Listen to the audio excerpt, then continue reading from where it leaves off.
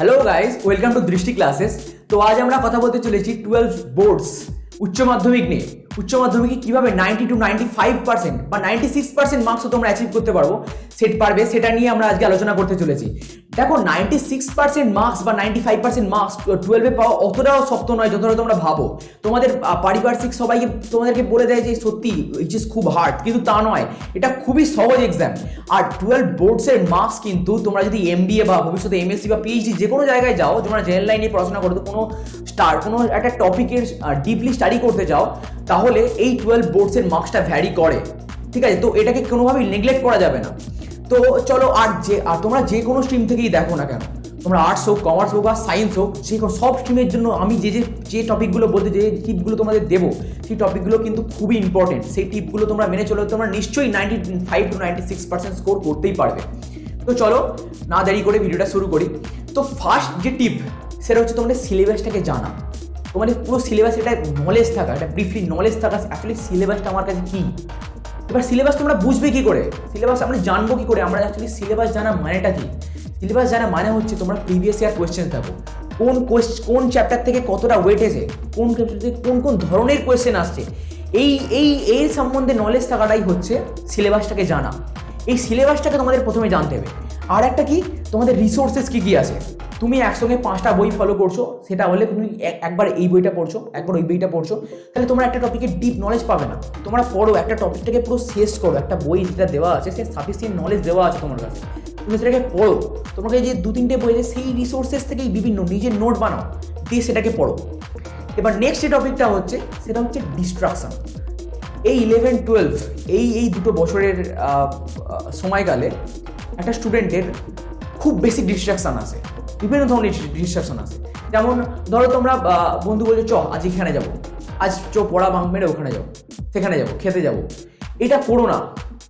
তোমাদের এই 2 বছর যদি তোমরা ঠিক করে খেটে নাও একবার, এই 2 বছর তোমরা যদি একদম মন দিয়ে কোনো টপিক, তোমরা যদি যে স্ট্রিম থেকেই তোমরা পড়ো, সেই স্ট্রিমটাকে ভালো করে ডিপলি একটা কনসেপচুয়াল জ্ঞান থাকে তোমার কাছে, তাহলে তোমার নেক্সট 4টে বছরে তোমাদের আর বেশি খাটতে হবে না, আর তারপরে তোমার লাইফটা অনেক স্মুথ হবে। কিন্তু যদি এই 2 বছর তোমরা ল্যাগ করে দাও, নিজের পড়াশোনায় ল্যাগ করে দাও, তাহলে ব্যাস তোমাদের নেক্সট 10 বছর কিন্তু তোমাদের খুব বাজে জিনিস চলে আসবে। তাহলে তোমরা কি বলে, তোমার ডিস্ট্রাকশন থেকে তোমাদের অ্যাভয়েড করতে হবে। সবচেয়ে বড় ডিস্ট্রাকশন কি জানো? সবচেয়ে বড় ডিস্ট্রাকশন হচ্ছে তোমাদের মোবাইল ফোন। তোমরা মোবাইল ফোনটাকে ইউটিলাইজ করো, তোমরা ইউটিউব থেকে বা যে কোনো কিছু থেকে তোমরা নিজেদের জ্ঞানের ভিডিওগুলো নাও, ব্যাস সেইটুকু। তোমার যে কোনো ফেসবুক আছে, হোয়াটসঅ্যাপটা অনেক ক্ষেত্রে লিঙ্কের ক্ষেত্রে ইউজ হয়। ফেসবুক আছে, ইনস্টাগ্রাম আছে, উড়িয়ে দাও এই 2 বছর। 2 বছর তোমার একটু কষ্ট হবে, উড়িয়ে দাও। প্রথম 2 মাস দেখবে খুব কষ্ট হচ্ছে, কিন্তু তারপর দেখবে এটা আর কিছু ব্যাপার নয়। ফেসবুক, ইনস্টাগ্রাম থেকেও তোমাদেরকে বেঁচে থাকা যায়, ঠিক আছে? এটা তোমাদের নেসেসিটি নয়, ঠিক আছে? তাই উড়িয়ে দাও 2 বছরের জন্য, 2 মাত্র বছর।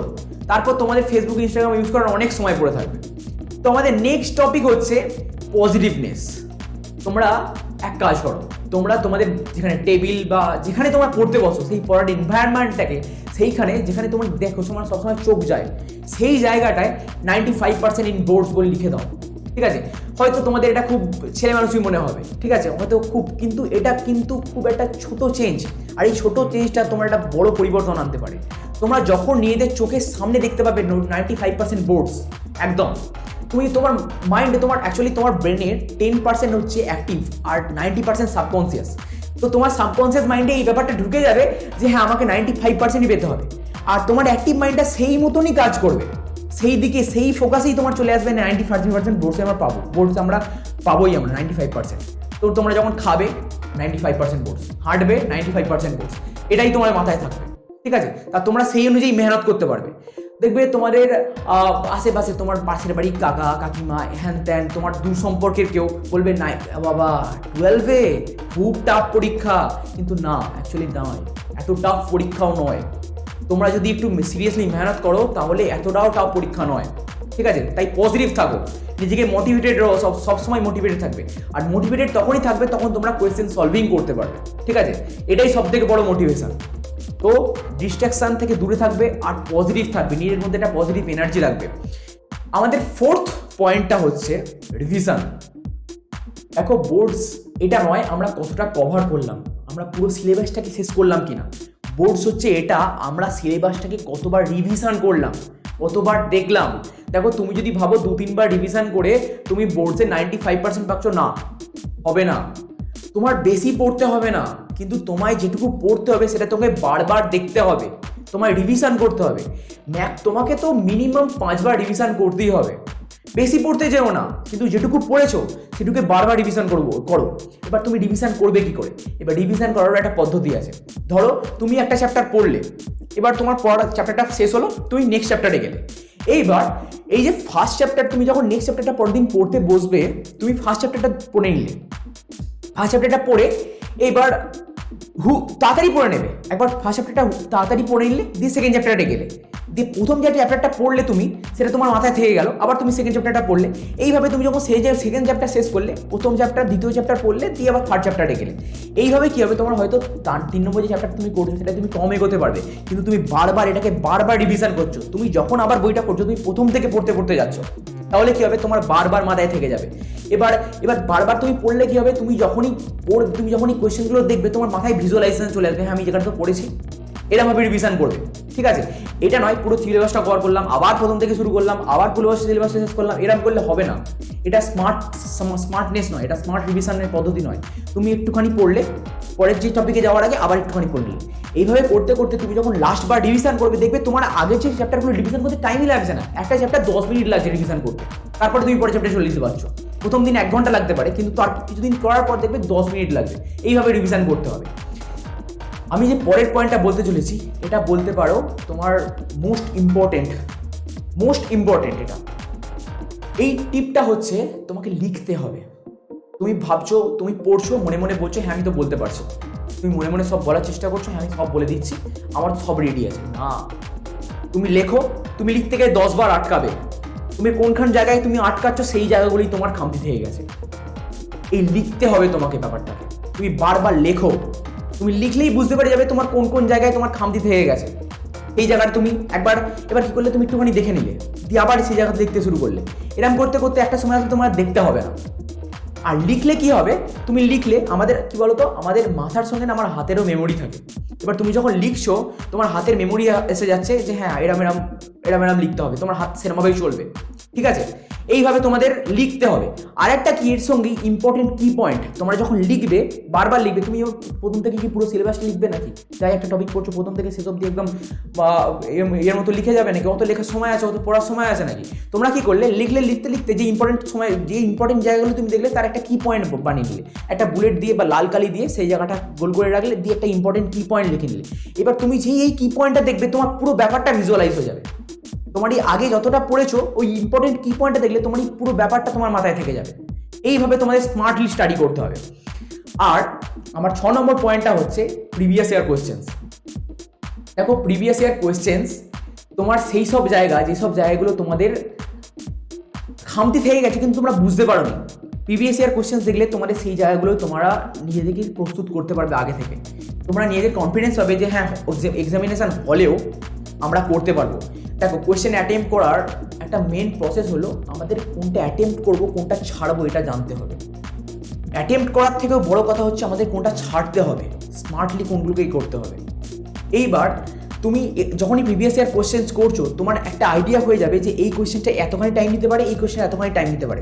এবার তোমাদের যদি পরীক্ষাটা শেষ করতে হয়, তাহলে তোমাদের যেগুলো কম লেন্দি সেগুলো করতে হবে। এই জ্ঞানটা তোমার মধ্যে চলে আসবে যখন তোমরা প্রিভিয়াস ইয়ার কোয়েশ্চেন্স করবে।